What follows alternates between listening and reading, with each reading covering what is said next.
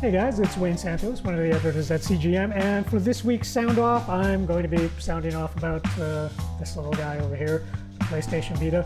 This is actually one of the original models, so it's still got the OLED screen on it. But as the years have passed since the debut of this device, they've been stripping away more and more functions.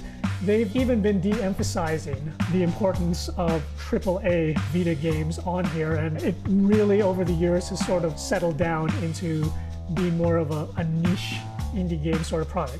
You still occasionally get some big AAA productions for it. I mean, Freedom Wars is on here. That is definitely a Japanese AAA production. I highly recommend that to anybody that owns a Vita that likes Monster Hunter clones.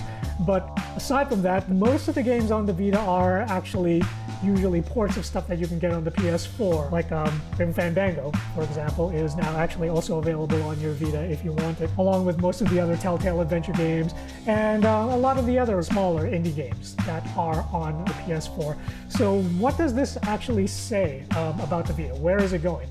I think what it says is that Sony is starting to realize that the people that buy the Vita and play on it are not necessarily going to support those big AAA productions in the numbers that they were hoping. That may in part be due to the fact that most of the so-called AAA games weren't actually produced with AAA effort.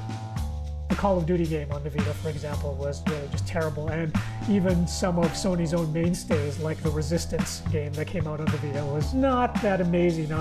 On the Japanese side, those guys have really been knocking themselves out, producing amazing games like, Gravity Days / Gravity Rush, and then you got the European guys like the Wipeout game when it originally came out was amazing. But aside from a few titles here and there, like Uncharted, which was pretty decent, for the most part, the Western developers really haven't been getting behind it. Even recent efforts like Borderlands 2 coming out on the Vita, it was nice that it was there, but it was not a game that was ever really intended to be played on the Vita, and so it wasn't really a good fit for it.